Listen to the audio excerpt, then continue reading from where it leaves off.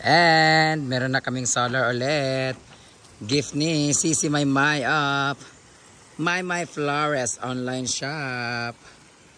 Dito may nilagay siya in front of the river. Ang aming river na pwede ng chaser sa Tanduay.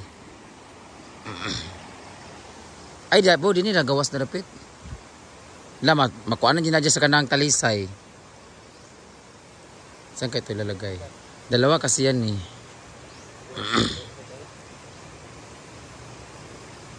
Saan kayo ilalagay ito guys? Dito kasi para may liwanag yung hinaguan. Tapos at the same time, may ilaw din dito sa ilog. Diba? Hindi na namin alam saan ilalagay. Dalawa kasi yan. Thank you so much Sisi Maymay Flores. At nagbigay din sila ng adorasyon.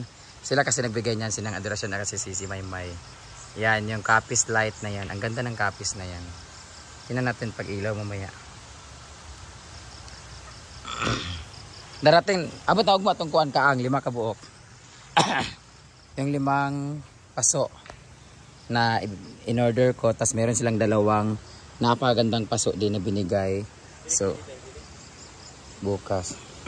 Dito nila sa kanto. Andaan na lang. Facing din sa tubangan. Ayaw kay abay kay sukuan. Adiyan na atras oh. Diya ba tanto? Diyan. Tapos ang isa dire. Pili dana. Lain sa dani rang nay suga at bang 2. Dito wala suga sa suba. Sisi Maymay, 2 lang kasi binigay mo eh. Tingnan mo tuloy. Hindi na namin alam tuloy ilalagay. Ang charot lang. Dito kaya parang maganda kung dito magkaharap no. Doon tsaka dito. Tsaka masyado siya mababa. Katulang puthaw sana. Wala kaming tubig sa fish pond guys. Kaya ang pinaandar ko is yung pump. Kasi yung fish pond namin ay walang tubig yung kanal. Kasi nag-ani lahat ngayon sa palayan. So pag ganyan nag-aani, tapos na mag-ani, papatuyuin na nila yung mga ano dyan. Papatuyo sila ng mga palayan para basta meron kasi yung time na magpapatuyo sila, tapos magpapatubig sila, ganyan. So tapos sila mag-ani, magpapatubig na naman yan sila dito. Kaya wala kaming tubig sa kanal, kaya yung supply namin dito wala. So dito kami sa pump nagpapatubig. Oy, ang tanong ba? Tumban. Atras pa gamay. Tiil dapit.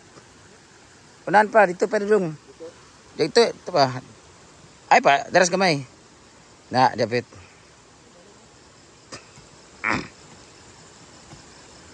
Para ito yung magiging ilaw dito banda. Ang problema yung isa kayo doon kaya sa likod kaso. Amang isa bo. Sa ilog. Kung dito daw dapat daw doon sa ano likod sa bilyaran. Ana, ang suga dia sa una wala. Minitan. Dapat dito man ta ha. Ganda namang bulaklak guys no. Kaso 5 man to gaganito, tatanggalin din to. Pwede siguro no. Alisdan lang para pantay pareho lahat. Saan kami? Pag-isipan mo namin saan lalagay yung ano. Yan, na-install na lang isa. Oh, di ba maliwanag na di here. Here. So meron na silang ilaw facing here sa ilog. Kita naman na siguro, maliwanag na. Kasi may araw pa kasi konti. Pero umilaw na siya. Ang problema nito, pag lumaki na naman itong mga puno ng kahoy, matamaan na naman siya. Kasi tatanggalin na naman itong ilalim. Ayan, ilaw na siya. Ito na rin yung ilaw dito sa farm. Ay, sa ito. Sa venue. Ipatay na ni mo ba? Pinatay mo yung tubig?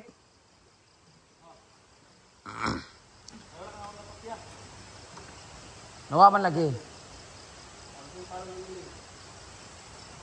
Na-off man. Ito naman, malinis na lahat.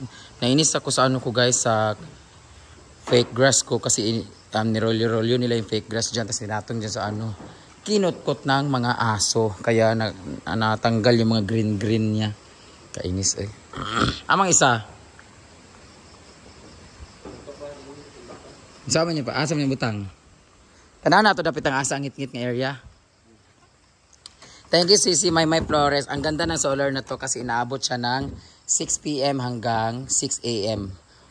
Hindi siya namamatay ng mga ano. Depende na lang pag tag-ulan talaga, walang init. Pero pag mainit talaga siya guys, inaabot talaga siya ng 6 AM.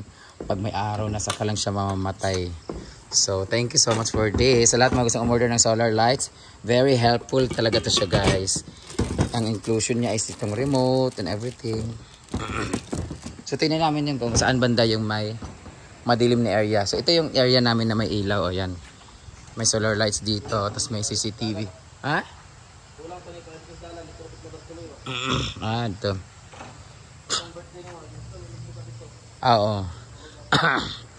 Ito yung solar lights namin tsaka yung CCTV. Kaya kitang kita talaga yung buong dito sa likod. So kung sino yung mga dumadaan dito, kitang kita. Ito naman dito banda, ito naman yung CCTV namin. Tapos ito naman yung ilaw ng solar lights. So kitang-kita naman yung buong dito pag may dumaan. There din, sa tapat din papunta dito, ganun din yung eksena. May CCTV and ilaw din. So dito din may CCTV. So makikita nyo rin dito yung mga naglalakad-lakad. Ayan na. Tingnan natin kung visible ba yung visible. Ano na? Sinable. Ano na? Kita ba siya pag pinatay? Kasi pinapatay kasi namin ito pag gabi. Pinailaw ko lang ngayon para mas kita. Titinan natin alin yung mas madilim na area para doon natin ilalagay yung additional na ini-install nila. Feeling ko doon kasi walang ilaw doon pero yan kasi yung ambience dyan. Dito sana eh. Oh. Bo, dito sana bo. Dani ba para may ilaw diri sa kuan. Halikuran. Dito kasi isang entrance dito. Ang problema kasi yung init kasi. Kita naman siguro. Diri na lang siguro na bo. Area para naisuga diri ba? Pwede gyapon danis to nga. Dana, paana. Dapat may ilaw dito no para pag ganun yung ilaw. Para kita yung maliwanag dito sa entrance. Tapos dito din. Ang problema, mainitan kaya siya. Yun ang problema sa ilaw. Kailangan mong ano. Bonggang-bongga. Init ng araw. Kaya siguro ito nga. And ang aming ulam ngayon ay, what's this? Kilawin or kinilaw na tilapia. Ay, anong kinilaw to? Ariatuna. Malas. Umiyak eh. Gawain ni Bating. Dito naman tayo sa pansit ni Brie. Oh, my favorite pansit. Oh my God. Mamula-pula sa tawag nito? Toyo at saka toyo. we have oyster sauce. Kaya eh. Wala, lamig kayong pansit guys. Hello guys, lamig kayong pansit guys. Kao na mga bossing. Kao na ta guys. Puntahan ko muna yung ano. Puntahan ko muna yung maliwanag na ba? So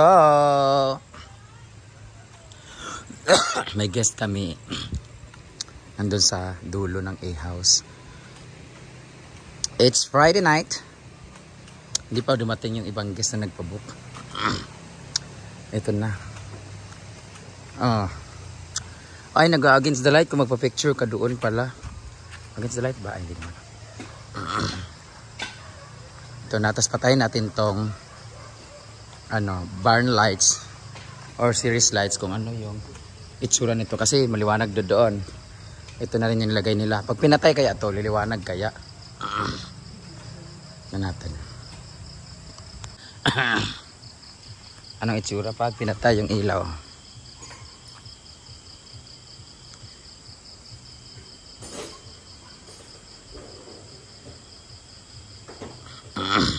Kana may patya ba? Kana may patya. Ginoo ko. May liwanag na rin dito. Oh, okay pa siya. Okay na nga na. Hiwi. Doon naman sa kabila. Oh, maliwanag pa rin. Kita pa rin ang suba. Kaya. Kita naman. At least mayroong konting aninag. Ay, kailangan pa rin talaga namin. Hindi ganun kaliwanag, pero at least may ilaw na dito. Kasi siguro dahil sa kahoy. Ganun. Hindi pa rin talaga. Kailangan pa rin talaga ng tamang ilaw. Bahala na. So, yan lang muna guys. Madilim pa rin ang dito na area. Iba pa rin yung ilaw na dilaw. So, kumain na po sila. Hindi na ako. Ayun, kumain, wala akong kasabay. Naano mo dito? Ha? Na-check ko din yung mga bisita na kasa na. Asa si? Itong mga nagabag. Itong ahod? Oh, mo to sila lakano. Ito sila? Ako, dito na tayo lakano magkaon. Kaya naman may pagkaon. Kaon natin guys.